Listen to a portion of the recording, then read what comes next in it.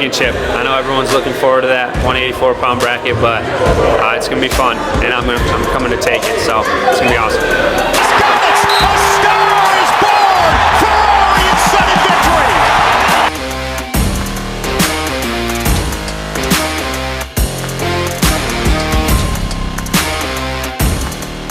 I just feel like in order for me to be my best, I just have to be in a room with, the best partners. Max McAnally and Angelo Ferrari have been getting a lot of hype at 184 pounds for the upcoming NCAA season, and they deserve it. Max just finished off a great freshman year, finished in 3rd place at the national tournament, and he took Carter Starocci and Parker Kincaid to deep waters.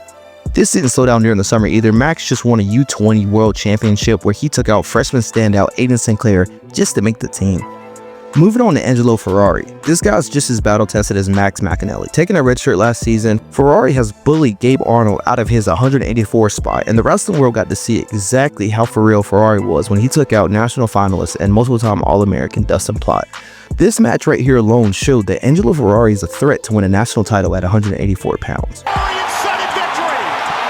But I think the wrestling world is forgetting one small detail, and that is, after the national tournament last season, Rocco Welsh decided Ohio State wasn't for him. They were going to help him reach his goals. So on March 30th, Rocco Welsh would go on the Bashramanian podcast to tell the world that he's going to, you guessed it, Penn State. And when I first thought this, I was like, wow, Penn State already has Zack Ryder. Hell, I made a video talking about how Josh Barr and Zack Ryder was the next great Penn State duo. So I started looking into this. Was it NIL?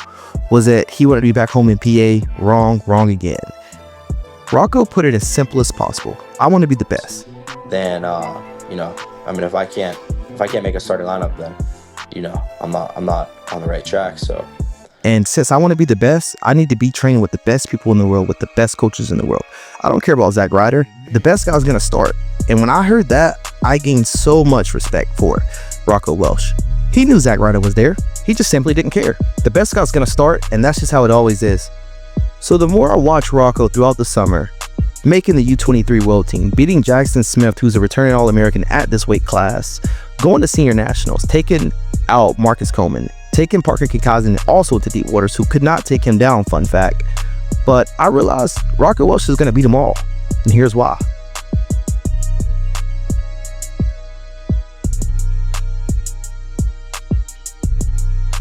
Before this video gets started, I want everyone to know that I'm not rage baiting. I'm not looking for clicks. Please look at these Instagram DMs months before I even thought about making this video. Call my bluff, bet me. I'm willing to put the house on Rocco Welsh.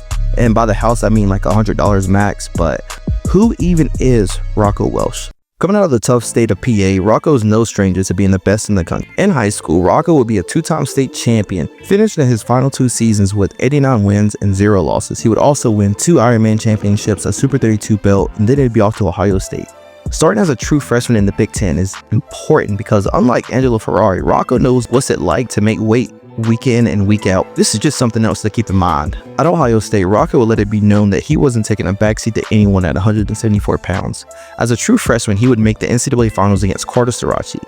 Even though he would ultimately lose the match, he didn't get taken down. And I know what you're thinking, hell, Carter Starocci only had 1 leg. But this didn't stop Carter from taking down Mekhi Lewis, who was also a former national champion.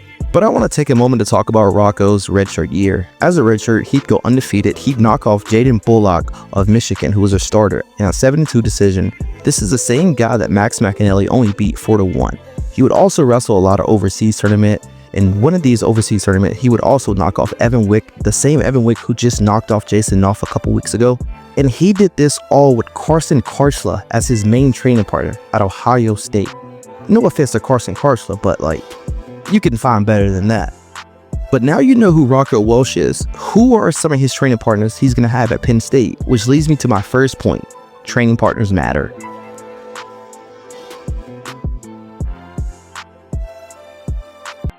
In the sport of wrestling, training partners are so critical for you becoming the best wrestler you can possibly be.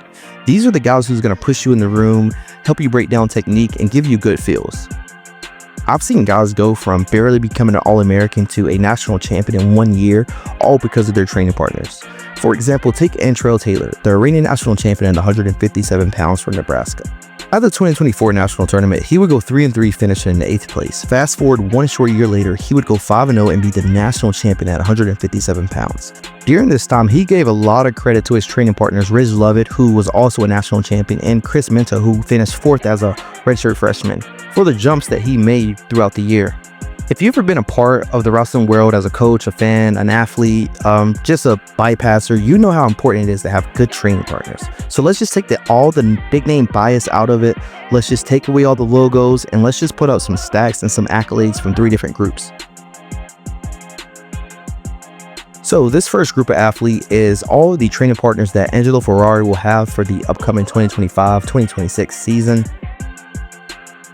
Group 2 will be the Minnesota wrestlers that Max McAnally will have for the year, and maybe I just don't know a lot about Minnesota wrestling, or they have some other training partners for Max McAnally, but this is actually insane. But now for the final group.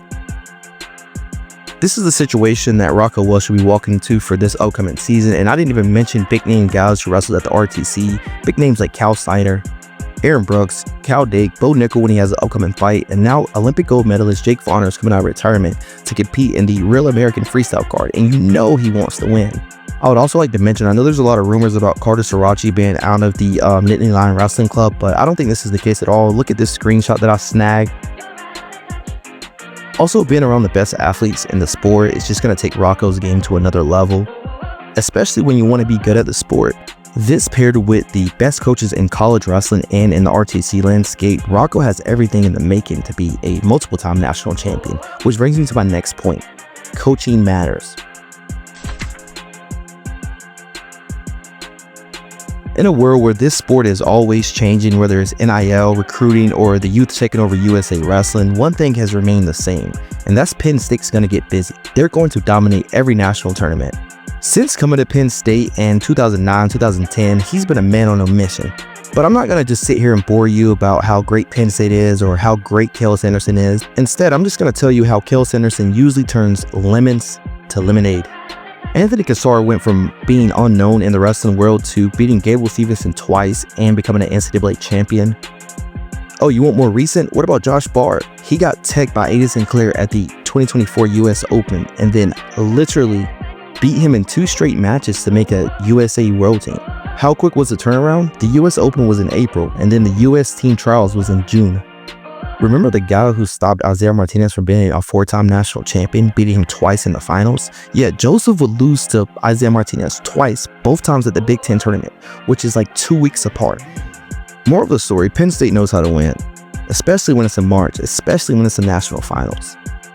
So let's wrap this up. So you're telling me Rocco Welsh wants to be the best wrestler he can be. He has training partners 10 times better than his 2 biggest competitors. Rocco Welsh is also going to have the best coaches in college wrestling and probably even the best coaches in college history. So you guys have the balls to just put Angelo Ferrari and Max McAnally in front of him willingly. I just haven't seen enough from either wrestler, but I guess we'll see.